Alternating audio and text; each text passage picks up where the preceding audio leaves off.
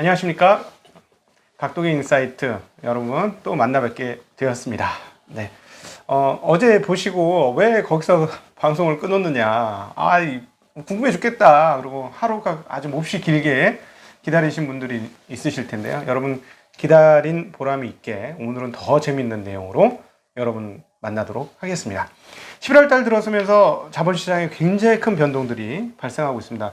외국인들이 11월 달 들어서 거래소 주식만 4조 원을 넘게 매수를 했고, 덕분에 삼성전자가 이제 신고가를 향해서 신고가 행진을 앞으로 계속하게 될 것 같은 느낌 많이 듭니다. 근데 이게 조금 헷갈리는 게, 원화가 강세가 되어서 외국인이 들어오는 것이냐, 아니면 외국인이 들어와서 원화가 강세가 되는 것이냐, 이제 헷갈리기 시작하는데요. 외국인들 매수가 엄청 많고, 지금 올해 하반기 들어와서 전 세계 최강 통화, 최강 절상을 한 통화가 지금 원화가 되고 있어요. 그래서 맞습니다.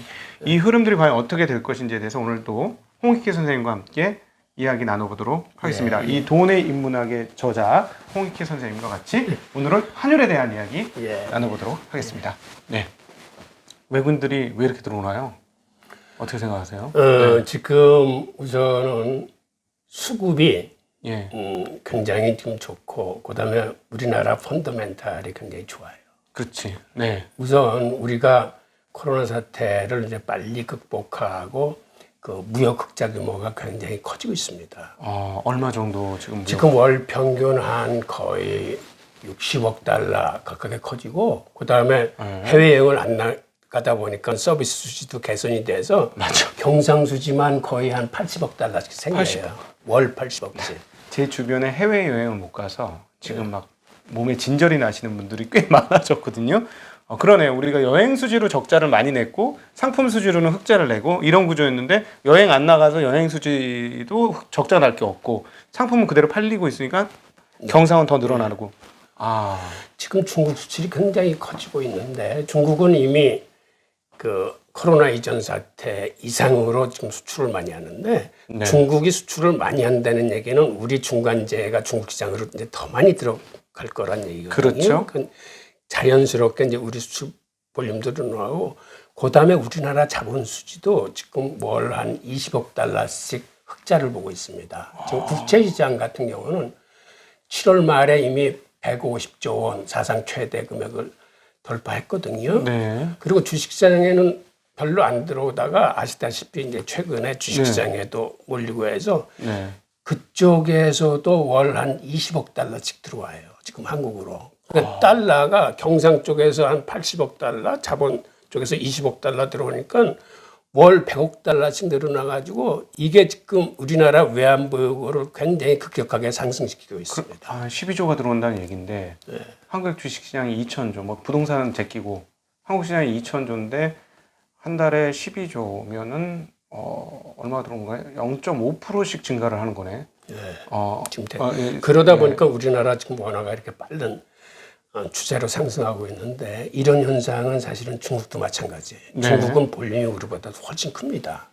그쪽은 무역 흑자만 6월 이후에 월 평균 한 530억 달러를 보고 있고, 지금 달러 캐리 트레이드가 미국이 2023년까지 제로금리로 가겠다 그러니까 이제는 안심하고 중국 시장에 몰려 들어오기 시작하는데, 6월 이후에 국채 시장으로만 월 한 180억 달러씩 들어가요. 180억. 네. 그다음에 20조.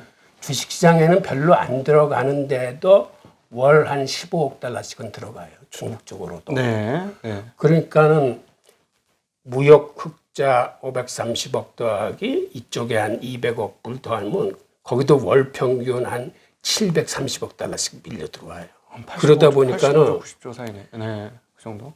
5월 말부터 그 위안화가 절상되기 시작하는데, 그게 지금 한 8.4%, 5개월 사이에 8.4% 절상했거든요. 근데 그거를 일단 중국 정부는 이제는 부담을 느끼는 거예요. 그렇지. 그래서 10월 11일 날 어떤 조치를 했냐면, 그동안 자본 유출 때문에 그 인민은행에서 달러를 바꿀 적에는 예치금 20%를 집어넣기로 했는데, 그걸 해제시켜 버렸어요. 근데 이게 사실은 중국으로서는 자본 유출을 막기 위해서 했던 조치조차 해제했을 적에는 굉장히 부담감을 느낀다는 거거든요.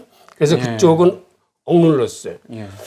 위안화와 우리의 관계가 요새 상관계수가 지금 0.7을 돌파하면서 같이 가고 있었는데 중국은 억누르고 우리는 그냥 가기 때문에 우리가 절상속도가 더 커. 우리는 지금 한 10.5% 정도 되고 네. 중국은 한 8.4%. 그렇죠. 제가 이제 계속 아침마다 그 환율 보고를 드릴 때 6.7이 100점이다. 그저 작년에도 이게 깨질라 그러다 반등을 하면서 주식시장도 같이 망가졌다 이런 얘기를 드렸었는데 6.7이 이번 너무 힘없게 깨지는 거예요. 네. 네, 깨지고 그다음에 이제 6.6 또 깨졌다가 이제 또 다시 방어. 그러니까 방어하는 게 분명히 보여요. 6.7도 깨졌다 방어하는데 또 깨지고 6 깨졌다 방어를 지금 하고 있는데 한국은 방어가 안 되고 줄줄줄줄 맞습니다. 예, 강세로 가고 있는 그런 상황인 예, 거죠. 예. 그런데 문제는 이게 지금 일시적인 현상이 아니라 앞으로도 이러한 그 무역 수지의 흐름이나 자본 수지의 흐름은 계속될 거거든요. 그러니까 사실은 앞으로가 더 큰 문제인 거죠. 우리는 원고를 견뎌야 되는 어떤 그 정부나 기업이 나름대로의 시나리오별 그 비상 대책을 갖춰야 될 시기죠. 그러니까 지금 분위기 보면은 저도 어떤 생각은 저희가 이제 투자 세계에 들어가서 경험을 해본 결과 어떤 일이 몇 번 있었냐면 워낙 강세가 될 때 괜찮아요. 자본시장이 좋아요. 그리고 주식시장이 좋아져요. 올라와요. 그래서 워낙 강세되니까 좋다 이러다가 어느 임계치 수준이 있거든요. 어떤 때는 그게 1,050원이었던 적도 있고 어떤 때는 그게 900원대였던 적도 있었어요. 그렇게 됐을 때 어느 순간에 딱 부러지는 거죠. 경기도 죽고 주식시장도 폭락을 하고. 그러니까 저는 그걸 어떻게 느끼냐면 수출기업의 한계에 도달했다.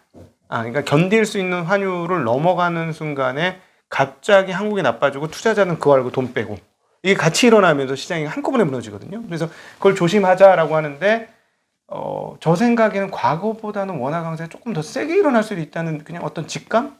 이런 것들이 계속 생기더라고요. 근데 말씀 들어보니까 분이 그러네요. 이건 뭐 1,100원 깨지는 거는 거의 뭐 현재 추세면 기정사실이네요. 이게 왜 그러냐면 지금 한국 경제나 중국 경제의 이러한 펀더멘털에 대해서는 IMF나 OECD도 인정하고 있는 거예요. 그러니까 그들이 최근에 그 경제 전망 수정치를 내놓으면서 선진국 존에서는 우리 한국을 최상위 랭크를 해놓고 개도국 존에서는 중국을 그 최상위 랭크를 한 이유는 그만큼 다른 나라에 비해서 코로나 사태를 잘 극복하고 가장 선방하고 있다라고 보고 있는 건데 이런 추세는 앞으로도 계속할 거거든요. 사실은 지난 10년간 우리 그 원화의 평균이 한 1,125원 정도였었어요. 그래서 그게 지지선이 되나서 그쪽에서 한참 등락을 할 줄 알았더니 쉽게 깨져버린 거예요, 그게. 없었어요. 25원 별로 머물지도 않고 그냥 내려왔지 않습니까? 그러니까 그만큼 지금 이 속도나 그 힘이 주동력이 강하다는 겁니다. 저 잠깐 딴 질문 하나 할게요. 지금 말씀하시던 점에서 궁금해서 저는 요즘에 그걸 느끼고 있는데 OECD나 IMF나 이런 쪽에서 한국을 선진국 중에 제일 탑으로 보신다고 했는데 한국 사람들은 한국 선진국으로 생각 안 하는데 거기는 우리를 선진국으로 생각하는 모양이죠? 그렇게 생각을 하시겠지만은 사실은 이거는 어쩔 수가 없는 그 팩트예요. 우리가 사실은 수출이 6강인데 우리 위에 네덜란드 하나 있는데 오히려 여기는 중개무역 국가야. 그래서 실질적으로 우리가 일본 다음에 5위입니다. 무역 규모도 세계 9위예요. 이제는 경제 규모조차 아마 이번 사태로 이제 브라질이나 이런 데를 추월하고 우리가 이제 10위 이내로 들어올 겁니다. 그러니까는 다른 국제 기구에서는 우리를 세계 10대 선진국의 하나로 이제 인정을 하는 거죠. 게다가 이번에 코로나 대응하는 거 보니까 저 나라는 뭐 이렇게 무역만 잘하는 나라인 줄 알았더니 다른 것도 잘하네요. 의료 시스템이나 서비스 시스템도 상당하네 하면서 인정 안 하고 싶었던 국가들도 인정하는 분위기로 넘어가긴 하겠네요. 사실 우리나라 의료보험 시스템 같은 경우는 굉장히 잘 돼 있어요. 저는 이제 미국이나 유럽이나 중남미라고 해서 근무하면서 그들의 그 시스템을 비교해 볼 수 있는데 생각보다는 우리의 그런 의료보험 시스템이나 의료진의 저거나 우리 사회의 시민의식이 굉장히 높습니다. 높은가요? 네, 외국에 비교하면. 우리만 그걸 못 느끼는 우리는 시민의식이 너무 낮다라고 이렇게 하니까 우리가 후진국이지 막 맨날 이랬었는데 더 낮은가 보네요, 우리보다. 그쪽에는 허점이 많죠. 미국은 저도 미국 살아왔지만 굉장히 부강하고 축복받은 나라고 앞으로도 상당 기간 세계 최선진국의 자리를 갈 거예요. 예. 하지만 허점이 보이는 거죠. 그러니까 네. 이번 코로나 사태도 그렇고 네. 그 어떤 리더십의 문제도 그렇고 네. 이제 그 다음에 지금 엄청난 유동성을 뿌려서 이제 경제를 살려내려고 그러는데 예. 그 유동성을 이렇게 확대하는데도 사실은 문제가 있어요. 왜 그러냐면 2008년도 글로벌 금융위기 때 네. 부실을 해결하지 못했어요. 그냥 유동성으로 덮어버린 거예요. 그게 왜 그랬냐면 네.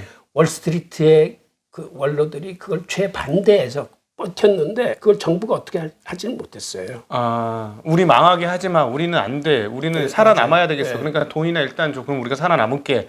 어떤 구조적 못 받아들여. 맞습니다. 네. 이게 미국의 대공황 때 그 와중에 프랭클린 루즈벨트가 대통령에 선출되면서 그 양반은 취임하자마자 이튿날 미국의 전국의 은행을 다 문과 그렇지. 닫게 하고 감사관들을 다 투입을 해서 죽일 은행, 살릴 은행, 그다음에 부실들 죄 모아서 배드뱅크 만들어서 이걸 신속하게 해결을 했기 때문에 신뢰를 금방 회복했는데 네. 사실은 버냉키가 이 대공황 전문가가 되기 때문에 이 사실을 잘 알아요. 네. 그래서 미국 의회한테 우리가 그렇게 하겠다고 8천억 달러를 받아냈는데 막상 배드뱅크 만들어서 부실을 처리하려고 그랬을 적에 예. 월가의 원로들이 그걸 최반대합니다. 그렇게 헐값에 채권을 내놓을 수 없다. 해서 결국 못했어요. 그래서 헬리콥터 버냉키 별명을 얻은 이유가 부실을 집중적으로 해결하지 못하니까 그냥 무작위 전방위적으로 살포해서 유동성의 힘으로 자산 가격을 끌어올려서 부실을 덮은 거예요. 네. 그 다음에 미국 정부가 두 번째 제안을 했어요. 그러면 배드뱅크는 못 만들더라도 당신들 지금 돈이 없지 않느냐. 네. 일단 주식을 내놔라. 그럼 우리가 돈을 지원해주고 그 주식에 대한 의결권을 사용치 않겠다라고 했어요. 네. 그랬는데도 결국 거기도 응하지 않습니다. 그러니까는 국유화될까 봐 잘못하면. 네. 그래서 마지막으로 세 번째 제안을 해요. 어떤 제안을 하냐면 그러면 현상을 정확히는 알아야 될 거 아니냐. 당신들 장부에 채권이 그 구입 가격 당시로 적혀 있는데 그거 시가평가제를 하자. 네. 현재 실상을 제대로 알자 했을 때 그마저도 거절을 해요.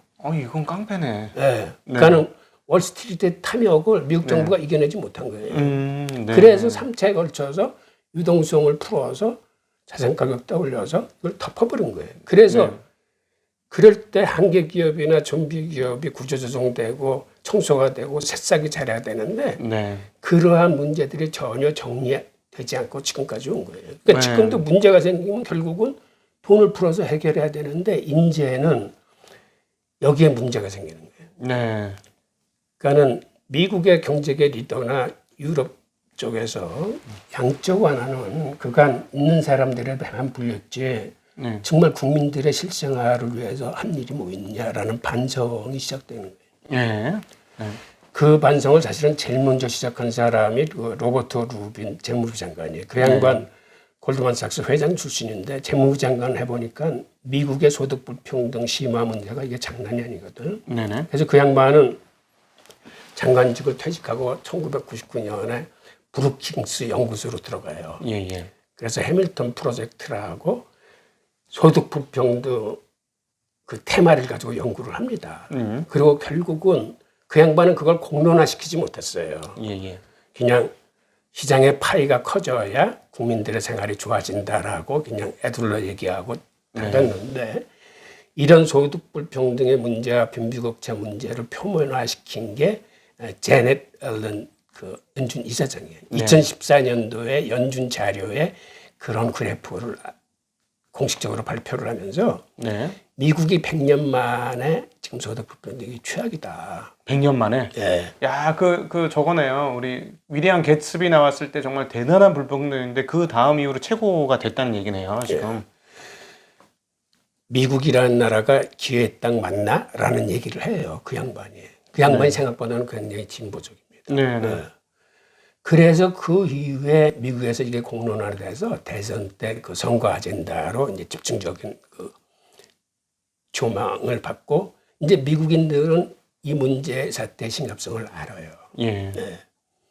그러니까 이런 연유로 사실은 연준이 이제는 양적완화로 돈을 푼다는 거는 국민 저소득층한테는 도움이 안 되는구나 라고 알기 때문에 네. 연준의 통화정책으로서는 저소득층을 지원할 수 있는 방법이 없어요. 그래서 지금은 사실은 어떤 통화 역사에서 큰 변혁기인데 그러다 보니까 이번에 통화 주도권을 미국 정부가 연준으로부터 가져옵니다. 네. 실제로 코로나 사태 이후에 돈이 풀리는 양을 보면 연준이 푼 것보다 미국 재무부가 재정으로 푼 금액이 5배 이상 많아요. 그리고 이쪽은 월스트리트를 통해서 금융권으로 풀지만 재무부는 이걸 저소득층을 위해서 지원 대상을 선별한 다음에 정확하게 필요한 금액만큼을 그 뿌리에다가 쏴주는 겁니다.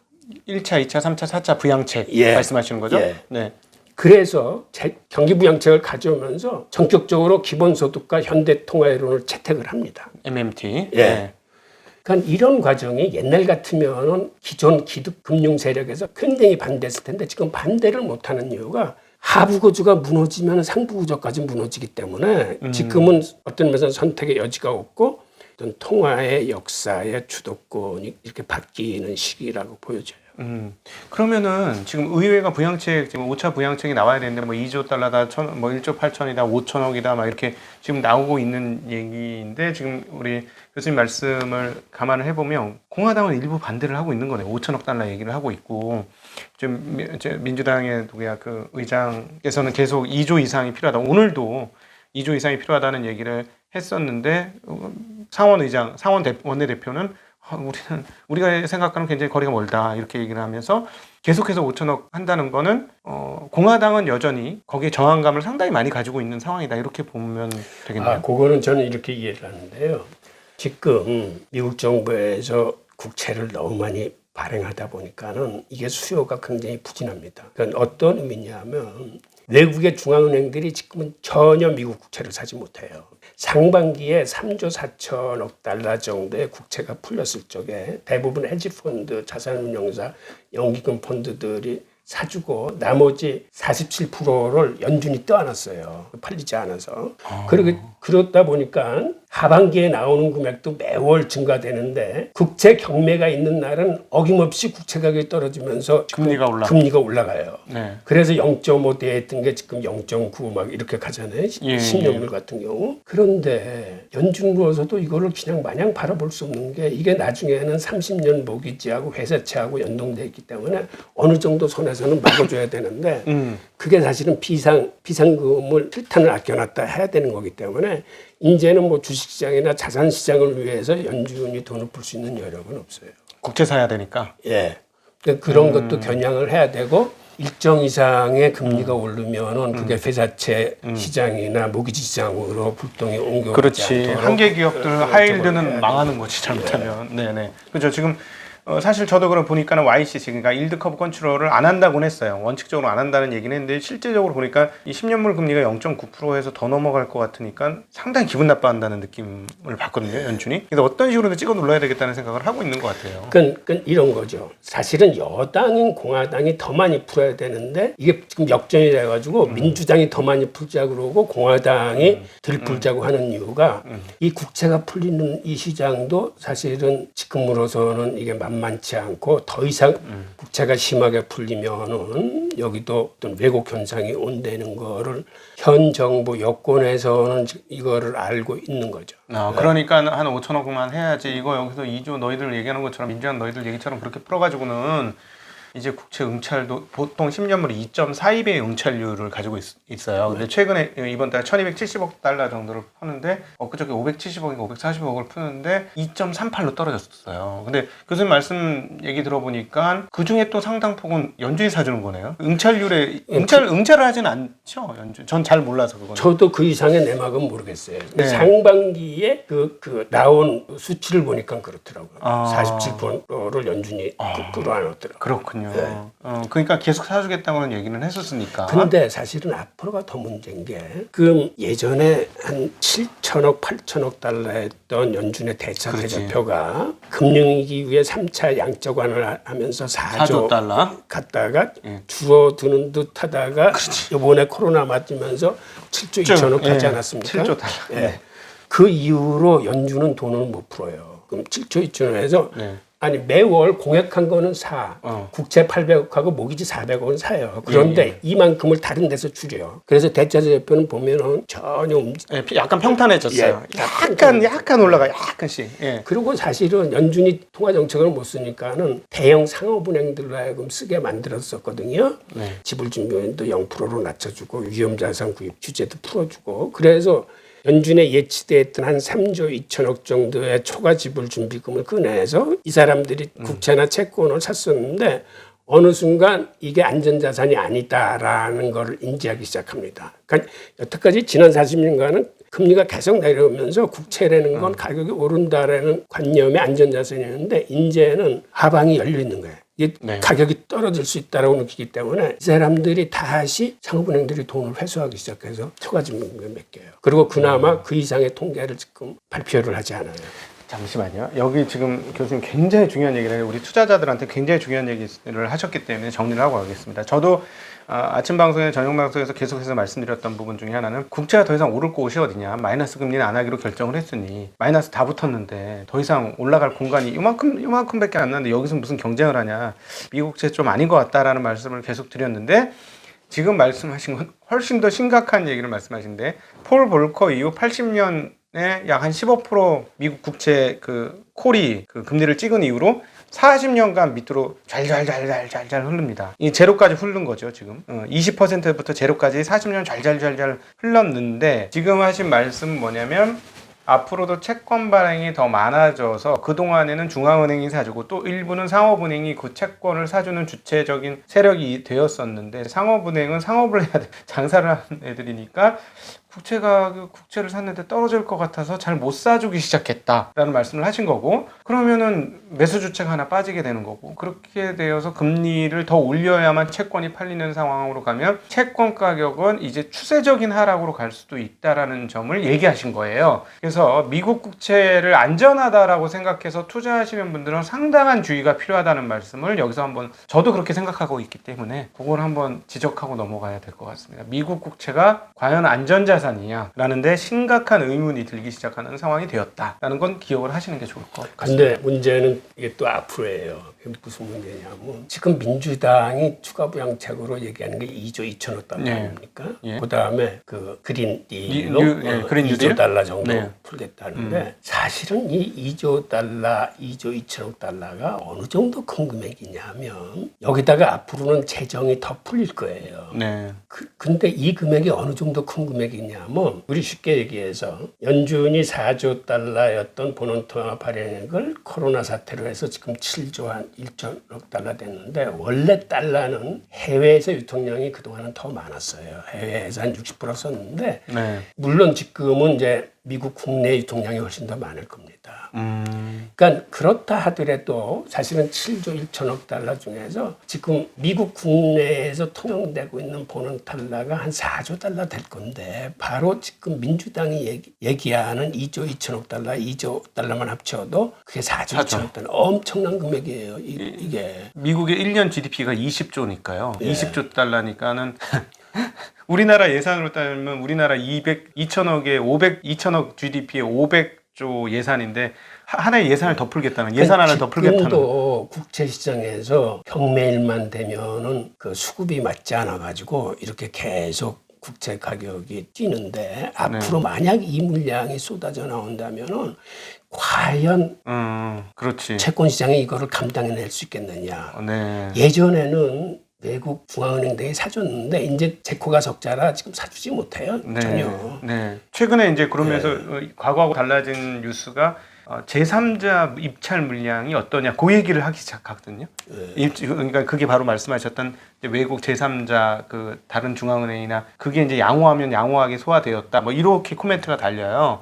네, 네. 그러니까 네, 그런 게 실제로 앞으로 문제가 될 수 있겠네요. 장반기에 그 외국 중앙은행이 사준 게 40억 달러인가뿐이 안 돼요. 겨우. 예, 그건 거의 손났어요. 아니 이번 달에 1,270억 달러가 재발행되는 차환 발행이 약 1,170억 달러가 차환 발행이고 총 이번 달 그러니까 한 100억 달러 더 추가 발행되는 것 같은데 1,270억 달러인데 거의 40억 달러면 세 발의 피인데. 그럼 거의 이제는 외국 중앙은행을 기대할 수 없어요. 그러니까 이제 수급이 맞지 않는 거예요. 그러면은 그렇게 해서 다시 이제 동아시아로 넘어오면 야 이거 1,000원도 깨지겠네 분이 듣다 보니까요. 듣다 보니 1,000원도 깨지는 거예요. 1,000원도 깨지고. 환율은 이제 함부로 예단할 수 없지만 그렇죠. 모르죠. 지금 어떤 흐름은 그렇습니다. 네. 네 그렇군요. 그러면 이제 저희 이제 투자자들 입장에서 최근에 외국인들이 가열차게 들어오는 11월 달 사실은 11월 달 들어오면 미친 듯이 들어오는 거거든요. 겨우 지금 보름 이제 방송 나갈 때 딱 절반 지났는데 4조가 넘게 샀어요. 근데 분위기는 멈출 것 같지 않은 분위기가 자꾸 드는데 말씀드리니까 이제 뭔가 뭐랄까 오목볼록이 맞아 들어가는 분위기거든요. 그러면은 야 이거 계속 외국인들이 살 수가 있겠고. 자본시장으로의 외국인들 유입이 그렇지 외국인들 입장에서 한국처럼 투자하기 좋은 나라가 별로 없는 거죠 지금 상태면은. 지금은 이제 달러 캐리 트레이드가 이제 본격적으로 시작되고 있다고 봐야 되거든요. 우선 중국 같은 경우는 지금 5월 말 이후에 지금 그 무역 흑자만 지금 한 월 한 570억 달러 그 다음에 자본 수지 200억. 자본 수지 계속 급격하게 지금 달러 캐리 트레이드가 이제 중국으로 들어가고 있고 우리나라도 금액이 월 평균 한 100억 달러 정도씩 들어오기 때문에 이 두 나라가 가장 지금 통화가 급격히 이제 절상되고 있는 거거든요. 네. 그리고 실제로 OECD나 IMF에서도 선진국 존에서는 우리 한국을, 그 다음에 개발도상국 존에서는 중국을 가장 지금 탑으로 놓고 가장 선방할 거다라고 하고 있고 중국은 실제로 그 무역 흑자나 무역량이 굉장히 살아나고 있습니다. 네. 우리나라도 최근 들어와서 굉장히 호전되고 있고 그러니까는 펀더멘털조차 강해지기 때문에 이거를 일시적인 현상으로 볼 수 없는 거죠. 네. 지금 그러면 이제 투자 아이디어가 몇 가지 생기는데 원화 강세 수혜주들이 아주 좋아지는 상황이네요. 지금 뭐 여행은 막혀 있습니다만 그 외에 에너지들은 상당히 좋아지게 생겼네요. 에너지들 제가 바로 생각나는 건 에너지들 상당히 좋아지겠다 이런 생각이 듭니다. 투자하시는데 참고하시길 바라고. 하나 그러면 이제 마지막으로 이거 방송 들으시는 분들 멘탈 나갈 수도 있을 것 같은데 하나만 더 여쭤볼게요. 그런데 지금 아시아 쪽 통화하고는 그런데 유로화하고는 비슷하거든요. 유로화가 사실은 추가적인 더 약세예요. 작년이나 이렇게 비교를 해보면. 물론 이제 논리적으로는 유럽은 돈을 더 많이 풀고 상태가 더 나쁘다 이렇게 볼 수 있는데 단순히 이제 그런 정도로 해석을 하면 되는 걸까 싶은데요. 사실은 이제는 달러 인덱스보다는 이 개도국 중심의 통화 이게 더 중요한데 우리는 그간 달러 인덱스에 이제 익숙해갔기 때문에 달러 인덱스도 지금 아시다시피 굉장히 어떤 평행선을 그리고 있는데 그거는 그렇죠. 사실은 두 가지가 서로 이제 엇나가기 때문에 그런 건데 뭐냐면은 지금 유럽 상황이 코로나나 여타가 미국보다 사실은 더 안 좋습니다. 예, 더 안 좋죠. 더 안 좋은데 단 더 좋은 거는 그간 유럽은 그래도 무역 흑자국이에요. 독일에서 워낙 수출을 잘하고 있으니까. 그래서 이게 지금 거의 평행선을 가고 있고 혹되게 평가하면은 미국이나 유럽은 서로 못난이 두려운 게 도토리 키재기야. 그래서 이거는 사실은 큰 의미가 없어요. 게임에서.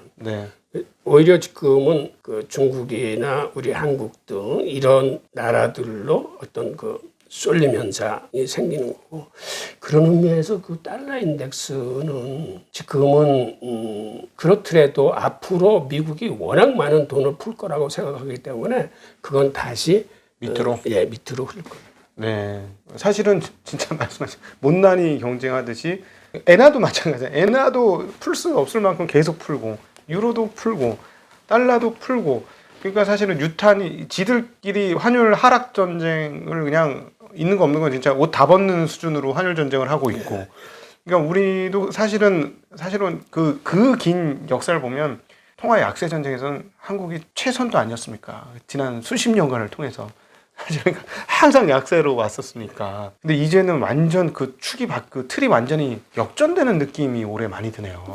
네. 그걸 감안하면서 투자 결정을 하실 필요가 있을 것 같습니다.